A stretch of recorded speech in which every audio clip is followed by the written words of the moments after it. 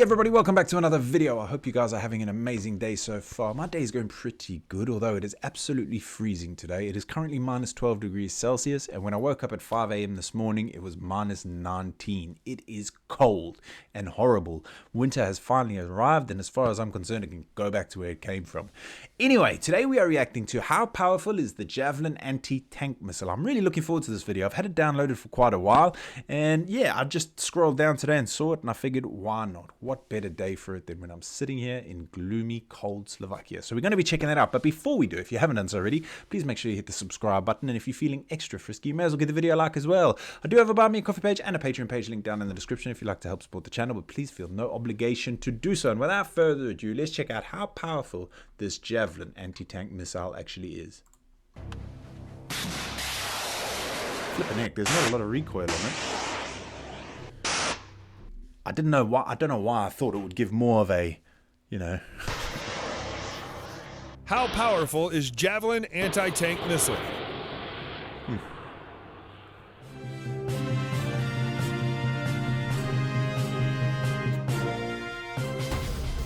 It's quite a weird looking contraption, isn't it?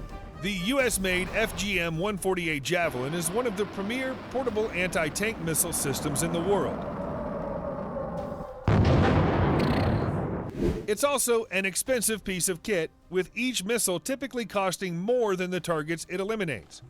Still, the infrared-guided Javelin has proven itself in combat. Holy smokes, how can it cost more than a tank? Holy crap. I didn't realize that. I knew they were expensive. In Iraq, Afghanistan, and Syria, and has reliable shtick that should work on virtually any tank out there. It hits them on the weak top armor. It also exposes its crew to less danger than the typical guided missile system. Because it's such a lightweight system, it may end up being a first responder on the ground to emergencies that could be described as massive, unexpected tank invasions. A scenario the U.S. military could have faced during Operation Desert Shield when it deployed light infantry to defend Saudi Arabia and currently fears in the Baltics. The Javelin is so effective that who the United States sells or gives Javelins to has become a political issue on more than one occasion. Yeah. Within the U.S. military, the Javelin also looks set to transition from being purely an infantry system to being mounted on vehicles. So, how does one throw these anti-tank spears? And why are they so powerful? The Javelin doesn't look as sleek and deadly. Sorry to interrupt. It's amazing to me how lightweight they are. You just see them carrying it around like it's a briefcase. Obviously I've got no hands-on knowledge of this sort of stuff, but I would imagine, like, if I see it lying there, no one's holding it, I would expect it to be really heavy because of the damage it does. But I mean, okay, I know they're tough and they make it, but you know what I mean? And why are they so powerful? The Javelin doesn't look as sleek and deadly as its name would have you think. It resembles a clunky dumbbell slightly over 1 meter in length. Fortunately, you don't need good looks to blow up a tank. The Javelin's Command Launch Unit, CLU, has a sophisticated infrared sensor with multiple viewing modes, including 4x optical zoom, a 4x green-lit thermal view, a 12x narrow vision zoom activated for targeting. The seeker in the missile even provides a fourth 9x thermal viewing mode. The CLU can therefore serve as a handy scanning device for the infantry. The thermal viewers on the Javelin need to be cooled off to function well, which theoretically takes 30 seconds, but might take a bit longer if you're in Baghdad and it's a breezy 120 degrees at noon. The system also incorporates multiple... I know this is about the Javelin, but I could do with some of that warm weather It's now. a breezy 120 degrees at noon. Maybe not that warm. The system also incorporates multiple safeguards to avert or abort accidental launch. The CLU, when loaded with a missile, weighs in at 50 pounds. Most of the weight comes from the missile and can be fired from a crouch or even seated position. That's a lot lighter than the wire-guided tow or other long-range missiles that typically required a heavy tripod.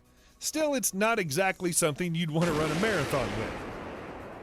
Once the firer acquires a target, locks the infrared seeker onto it, and pulls the trigger, the Javelin missile is ejected out of the CLU without using its rocket motor in soft... I love the fact that it comes out like at such a... When you hear it come out for the first time, you think it's a dud because like... And then it goes. It's insane. Missile is ejected out of the CLU. Sorry to pause again. The technology in that small 1 meter thing is insane. And for the 50 pounds with a missile in it, that's really not that heavy when you think about it. Without using its rocket motor in soft launch, creating relatively little backblast. Missile launch backblast not only makes it easy for opposing forces to spot the launcher after firing, but can make launching while inside a confined space, a building, a deadly risk. So the Javelin's small backblast is very handy for keeping the operator alive. Still, the launch does blow back some gas, so you don't want to stand directly behind it.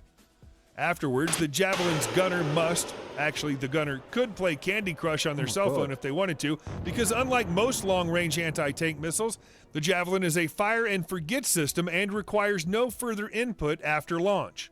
The Javelin crew is free to duck into cover and concealment rather than being forced to remain fixed in place guiding the missile toward the target, as is necessary with semi-automatic command line of sight SACLOS systems such as the wire-guided TOW or laser-guided AT-14 Cornet.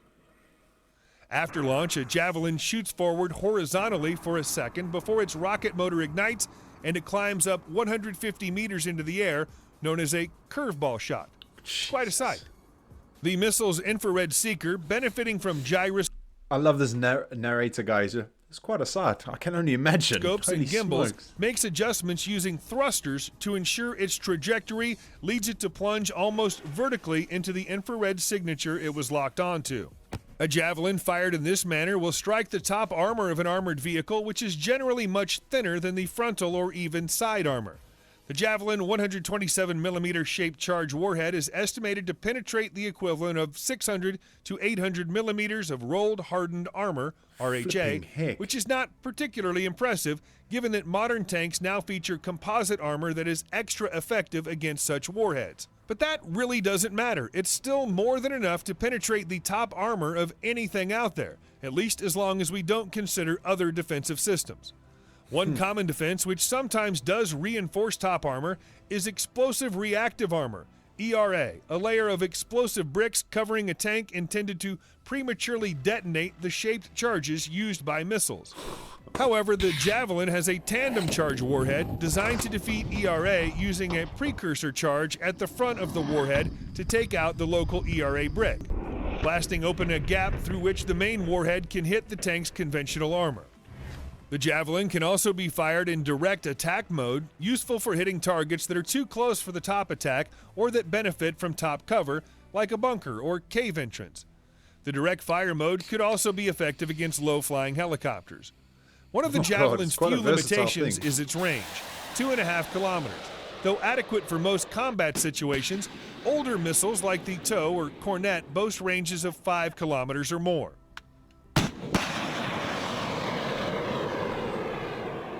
2.5 kilometers is still really impressive, isn't it? That's still, that's far.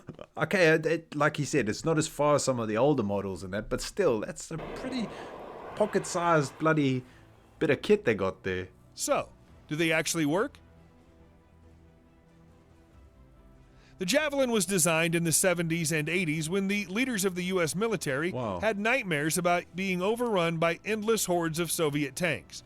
A fear worsened by the generally poor performance of the M47 Dragon missile in use at the time. However, the Javelin finally entered service in the U.S. military in 1996 after the Cold War had ended and first saw action in 2003 during the U.S. invasion of Iraq. At the time, the United States was not able to deploy troops to northern Iraq by land, so instead it airdropped special forces and paratroopers that fought alongside Kurdish Peshmerga fighters. In the Battle of Debeka Pass, a force of a few dozen special forces operators and a large Peshmerga contingent engaged and destroyed an Iraqi mechanized company of over 100 soldiers.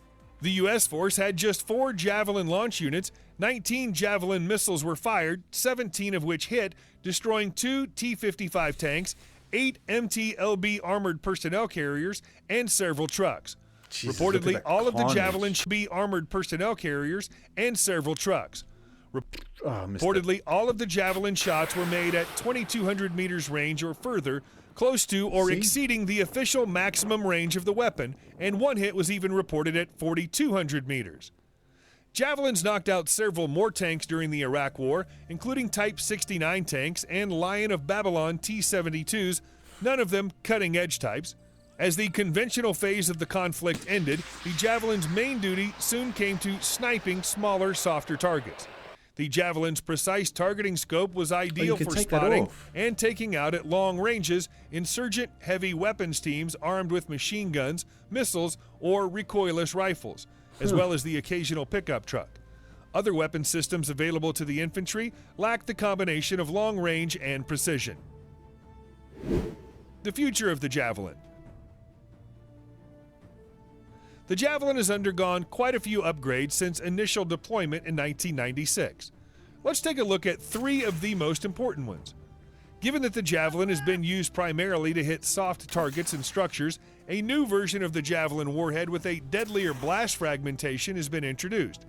Designated as the FGM-148F, this new warhead is supposedly just as effective against tanks and no costlier than its predecessors. Finally, a new extended-range Javelin has been recently tested, capable of hitting targets up to 4.5 kilometers away. This is significant, as one of the chief rationales for keeping the TOW missile as the standard vehicle-mounted anti-tank weapon was its longer range of nearly 5 kilometers. A long-range Javelin would seem to be superior. In any case, the Javelin missile remains one of the United States' most potent systems on the ground, and one that seems set to increase in capability and be deployed on a greater number of platforms. Its presence or absence on battlefields around the world will remain both consequential and highly scrutinized. Now, when they say, I know they've given it's 2.5 kilometers or whatever, but then you hear someone hit at 4-point-something kilometers. So is that the distance that they most accurate at? Because they can still go further than that. So yeah, if the new one's 4.4 or 4.8 or whatever it was, then potentially it can go even further than that. Like this Javelin, if that makes sense. I'm confusing myself here, so I hope that made sense.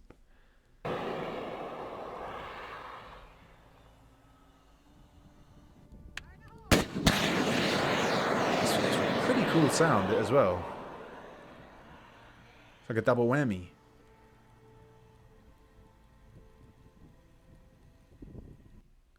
Right, I should really start wearing my glasses for these videos. The problem is these two lights that I've got here reflect in the glasses and I look like I've got two torches. I need to figure that out. Yeah, anyway, I know that's a bit of a weird one, but sometimes I struggle. You'll see me leaning in like an old man. I haven't got the greatest of eyesight. The Javelins were quite requested when this whole Ukraine and Russia thing kicked off, wasn't it? Weren't they? I remember seeing something on the news about them, and I just found it fascinating how much was given. I'm not going to get into it because it's still a pretty scary situation.